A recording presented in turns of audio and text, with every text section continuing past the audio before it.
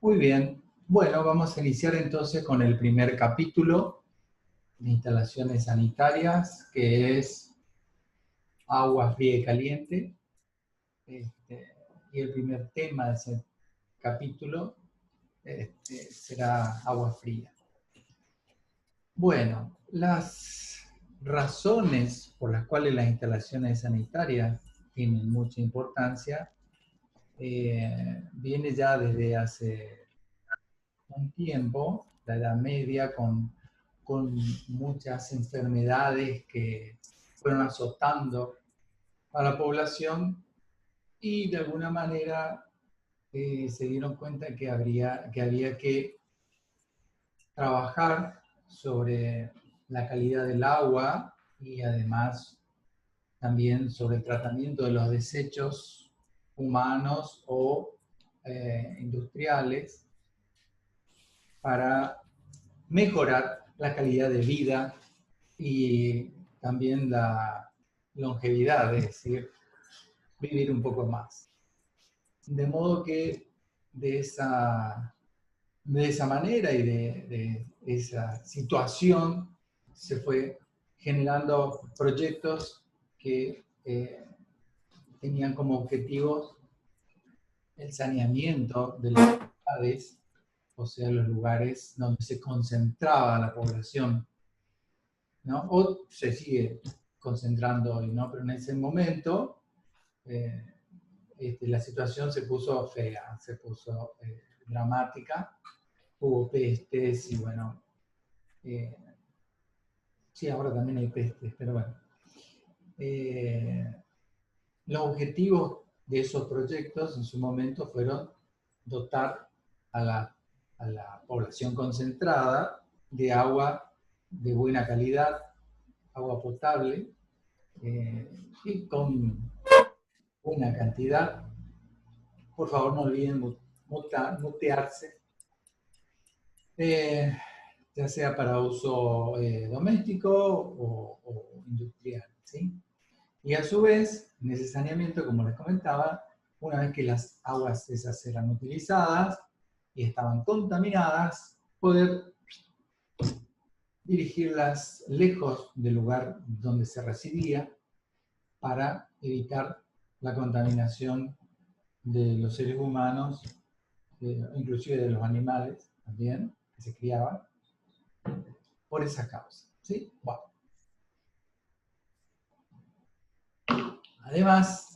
Además, estos residuos en las aguas que ya sí han sido utilizados podrían tener también algún tipo de gases, desprendían gases, los cuales son nocivos para la salud, ¿no?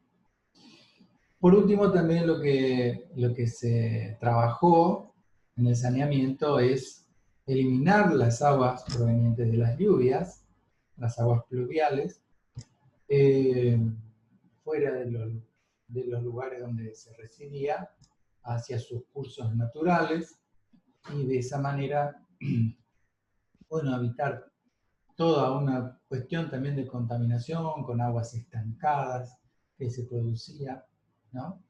Y aparte de, además, facilitar, además de la salud, facilitar el tránsito y, bueno, la vida diaria, ¿no?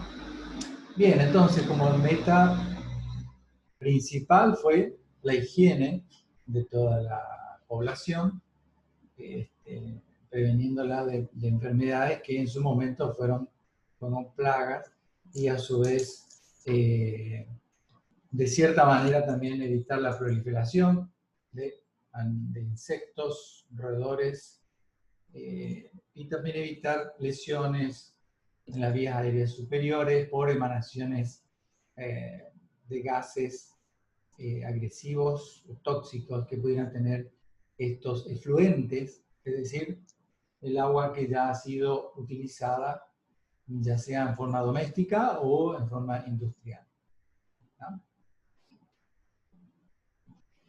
¿De dónde se obtiene el agua que consumimos hoy en nuestras viviendas, ¿no?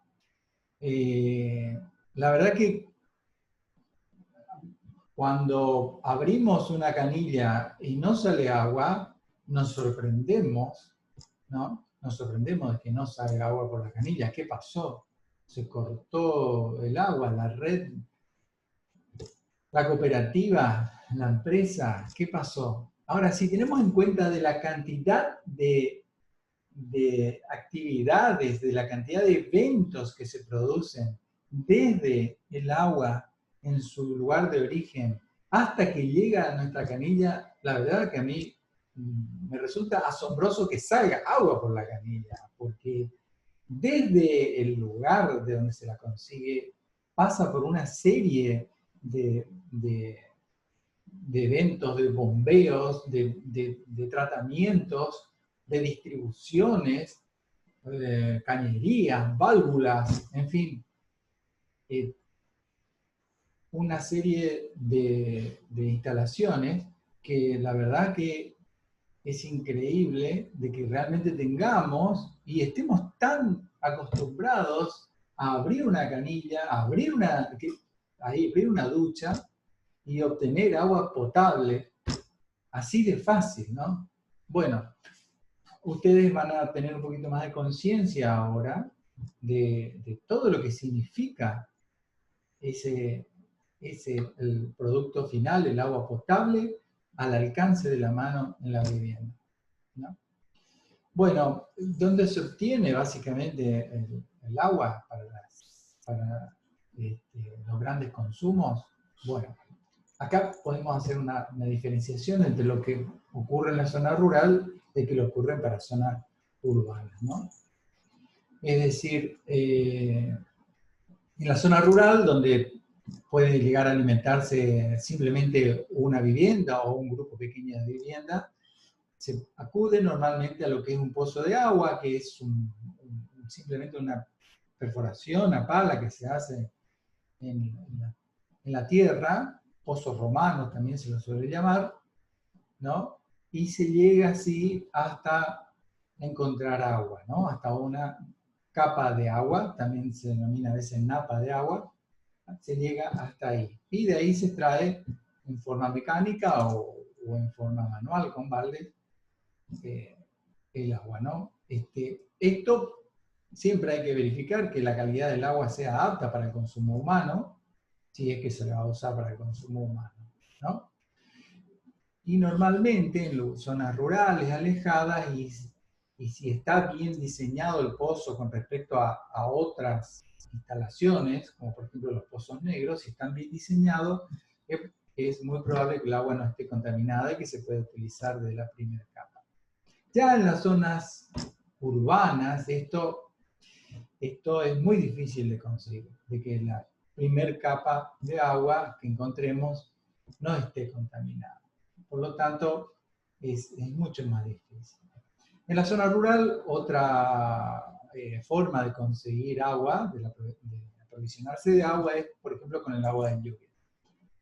Se puede generar captación de agua por las cubiertas de techo y desde ahí contar en algunos tanques, por ejemplo, agua para su posterior utilización, ¿sí? Y también se puede realizar extracción de agua de los cursos de aguas superficiales, es decir, arroyos, ríos, también a partir de ahí se puede sacar. Y también, obviamente, podemos realizar perforaciones, que son unos pozos de agua, pero con unos diámetros mucho menores y que pueden ir a mucha más profundidad. Pueden ir a una segunda napa de agua, a segunda capa de agua, no la primera, que nos puede asegurar de que en todos los mantos de distintos suelos que tiene la Tierra, esa segunda capa de agua no esté contaminada, ¿sí? Entonces, en la zona rural podríamos encontrar pozo de agua, juntar agua de lluvia, perforación, o algún curso de agua sobre un arroyito, un río, etc. ¿Sí? Para las zonas urbanas,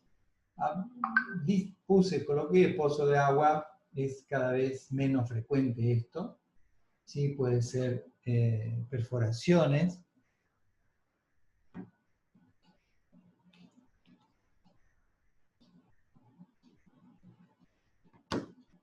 eh, perforaciones, y también para las grandes urbes se suele normalmente obtener agua de los cursos superficiales de agua, arroyos, ríos, y en algunos casos se puede llegar a mezclar en cierta proporción, en muy baja proporción, mezclar con agua subterránea, por ejemplo, de algún acuífero. Nosotros estamos viviendo sobre parte de un gran acuífero que se denomina acuífero Guaraní, y acá en Oberá, por ejemplo, tenemos algunas perforaciones que llevan hasta el acuífero y eso tiene agua desde ese lugar, ¿no? Desde ese reservorio. Ahora, esa agua tiene una serie de sales que hace que se pueda utilizar en pequeñas proporciones dentro de lo que es el flujo de agua que se distribuye a toda la localidad, ¿no? En algún momento alguien puede pensar, wow, qué bien, sacamos y utilizamos solo el agua del acuífero Guaraní. No, no es así, se hace solamente en una pequeña proporción. Según me comentaron, no llega ni al 10%, y el resto se obtiene de cursos superficiales de agua, ¿sí? Por ejemplo, no verá de dónde se obtiene el agua de las viviendas y de las industrias que se utilizan en la ciudad de Oberá. Si bien puede ser de perforaciones, cada propietario puede realizar una perforación y obtener agua para sí de esa perforación. La distribución pública que hace, en este caso, la cooperativa al hacerlo, en Oberá, en realidad tiene dos lugares de extracción. Esta diapositiva que les estoy mostrando cambió un poco con el tiempo, pero inicialmente se la tomaba del arroyo Ramón, al lado del arroyo, hay una pequeña estación de bombeo que eleva el fluido, el agua del arroyo, hasta otra estación de bombeo intermedia entre el arroyo y la planta potabilizadora, ¿sí? Y luego, en esa segunda estación de bombeo, se hace un rebombeo hasta llegar a la planta potabilizadora de agua, ¿sí? La planta potabilizadora de agua, los que viven en Oberá a lo mejor saben dónde está.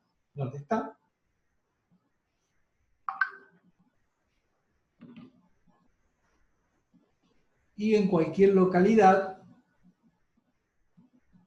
la planta potabilizadora de agua trata de instalarse en el lugar más elevado de la ciudad, en uno de los lugares más elevados de la ciudad.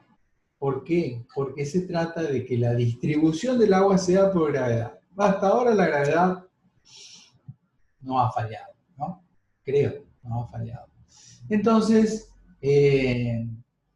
para que la distribución sea por gravedad y haya que trabajar lo menos posible con sistemas de bombeo, entonces se trata de instalar la planta potabilizadora de agua en la parte más alta de la ciudad.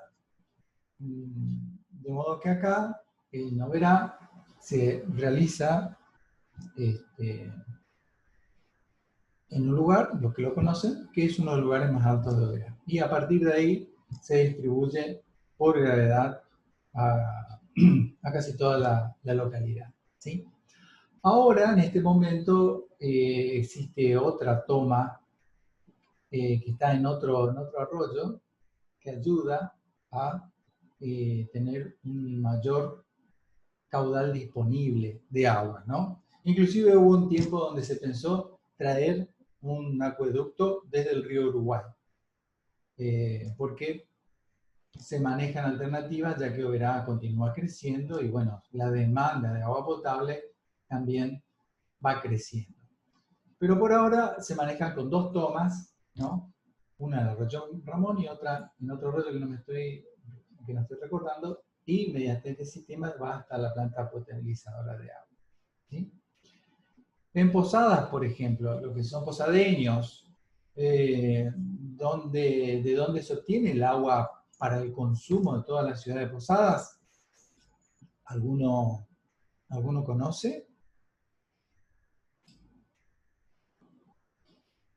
¿Dónde está la planta? Pregunta Jonathan.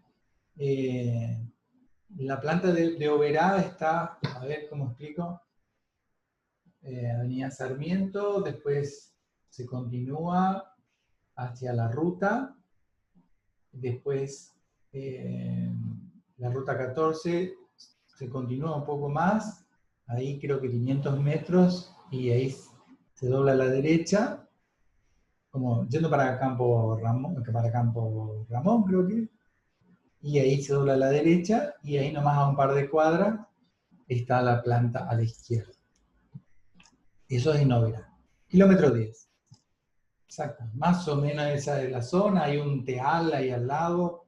Bien, esa es la zona por donde está la planta potabilizadora de agua de Oberá. En Posadas sí se obtiene del río Paraná, es correcto como dice Iván. La toma de agua está cerca del puente, Posadas Encarnación. Está desde el puente, aguas abajo. Al lado, aguas abajo, se ve unas estructuras circulares. Bien, es de ahí donde se toma el agua.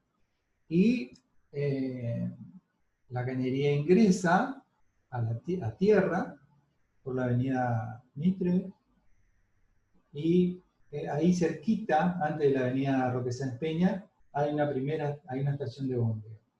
Y por el medio de la avenida Mitre está instalada una cañería que sube hasta las instalaciones de la empresa SAMSA, que está en a la esquina de Francisco de Haro y López y Planes, y en ese lugar se realiza la potabilización. Bien, eso es lo que sería en la ciudad de Posadas. Y así cada localidad tiene su fuente desde donde consigue el agua para distribuir a los usuarios, ¿sí?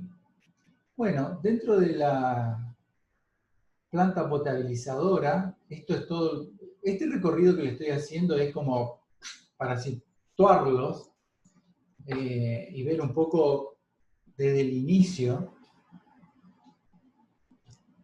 cómo se obtiene la materia prima agua hasta llegar a las viviendas, ¿no? Es una parte introductoria que en realidad lo van a ver más en profundidad en otra asignatura, ingeniería sanitaria, creo que es más adelante. Así que esto es solamente una introducción rápida que les hago. Las plantas potabilizadoras obviamente tienen distintos tamaños dependiendo de la localidad, ¿no? Esta foto aérea que pueden ver acá es de la planta potabilizadora que abastece a la ciudad de Buenos Aires. O sea, es monstruosa. Y encima tienen que estar siempre diseñadas para poder crecer. Ya que las localidades crecen, las plantas potabilizadoras también tienen que crecer. Bien, el agua cruda, es decir, el agua que viene de los lugares del origen, que puede ser un curso superficial, un río, un arroyo, o puede ser de perforación también, proviene entonces de una toma de agua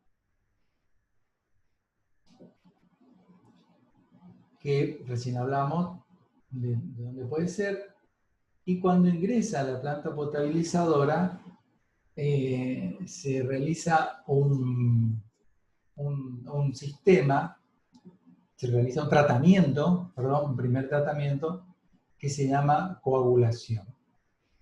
Que consiste en lograr de que los elementos sólidos que pueda traer el agua se vayan agrupando, se vayan convirtiendo en elementos más pesados al unirse para favorecer su posterior decantación, ¿sí? Entonces, lo primero que se hace es un proceso que se llama coagulación. Para eso se le incorpora al agua cruda que va ingresando en la planta potabilizadora una sustancia que se llama sulfato de aluminio, que hay que trabajarla con mucho cuidado, ya que es tóxica, es muy tóxica. Entonces, es un polvo que viene en una bolsa, así como la bolsa de cemento, y hay que trabajarlo con mucho cuidado, con guante, y mediante una tolva que se coloca arriba del canal por donde va pasando el agua cruda, se va largando lentamente según la calidad con que viene el agua, ¿no? Si el agua, por ejemplo, no llovió durante mucho tiempo, el agua viene transparente, viene muy clara. Bueno, en ese caso se utiliza poco coagulante, ¿sí? Ahora, si llovió, el agua del río arrastra mucha tierra, se ve que el río está con marrón, entonces viene el agua con mucho elemento sólido en suspensión, y ahí es donde se debe agregar más sulfato de aluminio. Bien, eso se regula, hay gente que todo el tiempo está controlando eso en un laboratorio, y se le agrega el coagulante, se va mezclando, e inmediatamente después se le agrega cal para reducir la acidez que produce ese coagulante. Bien, a partir de ahí se produce la mezcla entre el coagulante, la cal y el agua cruda, y esa masa, ese flujo de agua es llevado a un lugar donde se facilita la mezcla de estos componentes, y a su vez se facilita un lugar donde pueda decantar, sedimentar esos elementos que ahora, siendo más pesados, tienden por gravedad a caer, a descender, ¿no? A decantar. Bien, esos pequeños elementos que se van formando se llaman flux, y van cayendo lentamente. Entonces, lo que se realiza es una serie de piletas donde el agua va marchando lentamente y pasa por diques, por la parte superior de los diques. Entonces, los elementos más pesados van cayendo en cada uno de esos estanquecitos, que están uno a continuación del otro, y de esa manera el agua se va clarificando cada vez más, ¿no? Acá en Noverá son estanques paralelos, rectangulares, y el agua va pasando de uno a otro. Antes de esos estanques hay unas paletas que se llaman Marshall que van removiendo, entonces se va mezclando bien los elementos y luego van decantando piletón a piletón, decantando los flux, y entonces mucho más claro llega al final. Esto es todo un proceso físico, ¿no? Inicialmente es un tratamiento físico donde se le trata de sacar toda la materia física que trae el agua cruda. Luego de esta decantación que se va generando, pasa a un estado de filtrado, donde el agua cae sobre unas capas de material como arena, material pétreo, que no es un material común, que no es arena común, que es arena especial, y que se va armando en distintas capas, para de esa manera el agua, al atravesar todas esas capas, vaya dejando aún más todos los elementos sólidos que va teniendo, ¿sí? Y así, adentro de esas capas hay unos caños que están perforados, entonces el agua cae arriba de esas capas, ingresa, se mete por unos agujeritos que tienen unos caños horizontales que están metidos dentro de esas capas de arena, vamos a llamarle así, en realidad son unos materiales especiales que no se consiguen acá, se consiguen en otra provincia, y por los caños va saliendo ya con una mejor clarificación. ¿Mm? Bien. Obviamente todas estas capas de arena se van cargando de elementos sólidos, por lo tanto cada tanto hay que limpiarlo y se hace mediante una contracorriente, o cada tantos años hay que sacar toda la arena y poner otra vez capa por capa todo. Bien, perfecto. Luego de ese filtrado, el agua ya físicamente tratada va hasta un almacenamiento. Pero antes de entrar al almacenamiento, que si ustedes pasan ya por el kilómetro 10, acá no verá, van a ver que adelante del terreno ven todo un pastizal verde. Bueno, ese pastizal verde está cubriendo un gran estanque que hay subterráneo ahí, ¿no verás? ¿No? Y antes de ingresar a ese estanque enorme que está construido debajo en forma subterránea, se le incorpora cloro. Hay un recipiente de plástico especial que tiene cloro, y mediante un regulador, una válvula, se va regulando la cantidad de cloro que va ingresando en la cascada, que va ingresando al reservorio subterráneo juntamente con el agua ya físicamente tratada. Y ahí se va agregando y se le hace el tratamiento químico, bacteriológico. La novedad que hay acá en Oberá es que en algún momento también se trabajó con los odontólogos, y la calidad del agua en nuestra zona, el agua del río nuestra, no es buena para los dientes, ¿no? No es lo mismo la calidad del agua de río que puede haber en Misiones, que puede haber en Corrientes, que puede haber en Buenos Aires. A lo mejor les ocurrió que viajaron a otra provincia y dijeron, el agua acá tiene otro gusto. Bueno, lo que pasa es que vienen de distintas, pueden, según la proveniencia que tenga el agua, pueden tener distintos componentes naturales, y lamentablemente para nosotros, en nuestra zona, el agua no es muy amigable con la dentadura. Entonces, trabajó en un proyecto y del cual surgió que se fue incorporando, además del cloro, flúor al agua. Es decir, que el agua que ustedes consumen, hasta donde yo sé, todo puede cambiar, pero hasta donde yo sé, tiene cloro y también tiene flúor. Y se pudo observar de que la calidad dentaria de la población en Oberá fue mejorando con el tiempo. Bien, a partir de ahí tenemos todo ese reservorio subterráneo que está ahí en la planta potabilizadora, desde donde se realiza toda la distribución a la ciudad, lo cual se realiza mediante todo un sistema que va creciendo con el tiempo, por supuesto, de cañerías que se denominan cañerías maestras y cañerías de distribución. Estas cañerías tienen llaves, por supuesto, en muchos lugares para poder hacer reparaciones, y son de un material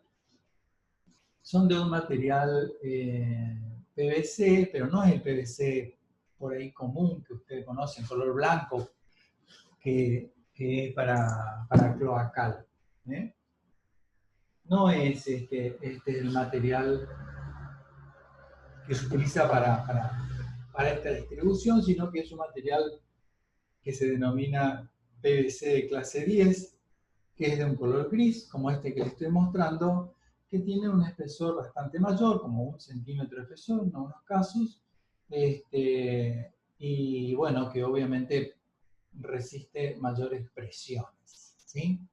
Entonces, caño clase 10 para lo que es distribución de agua, distribución en cañerías maestras y cañerías de distribución que normalmente van por debajo de las veredas, y no de las dos veredas, ¿sí? Sino que van por debajo de una de las veredas, en las calles, debajo de una de las veredas. Entonces, ahí es donde los frentistas que están justo en esa, están frentistas en la vereda por donde pasa la cañería, se ven beneficiados al hacer las conexiones, ya que tienen la cañería ahí en su vereda.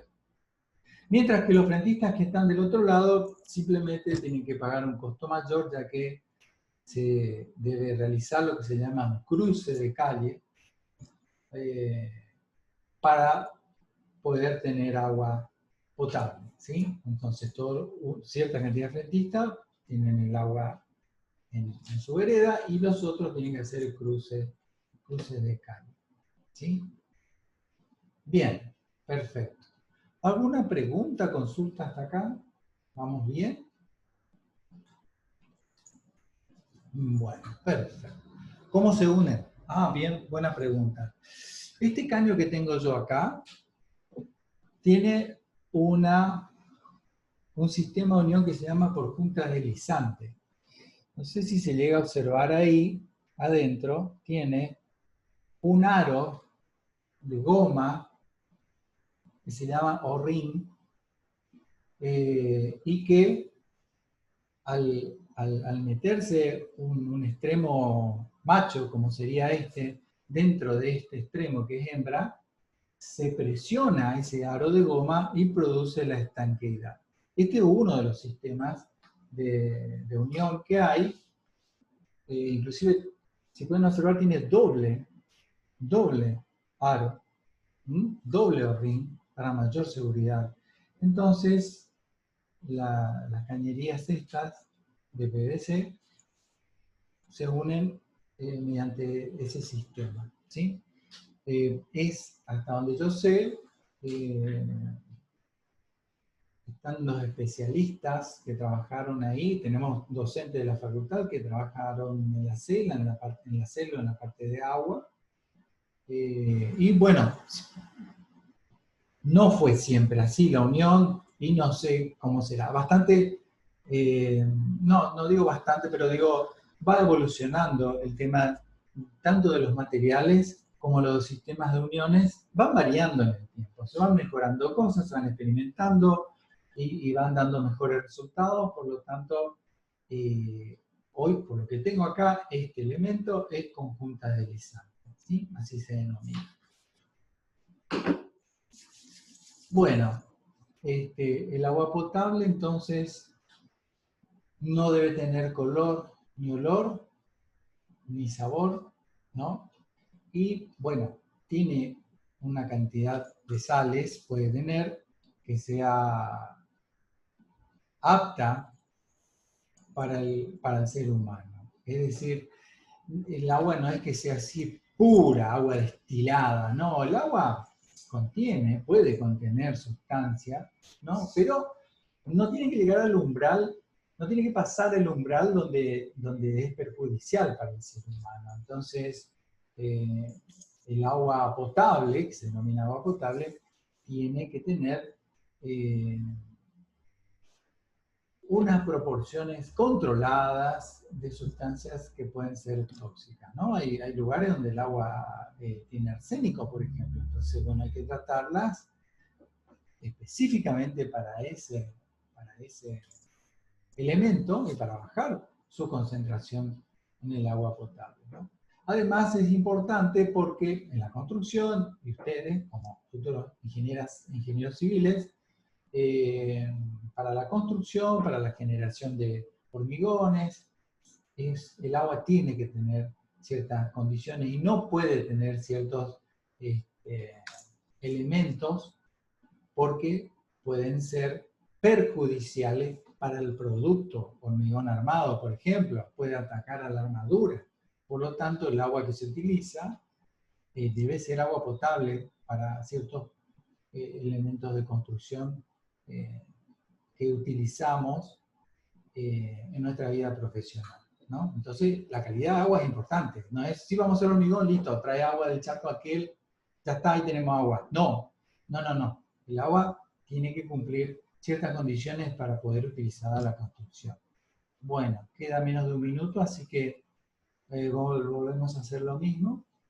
En cuanto se corte, 10 minutos, un poquito más de receso y continuamos ya con otra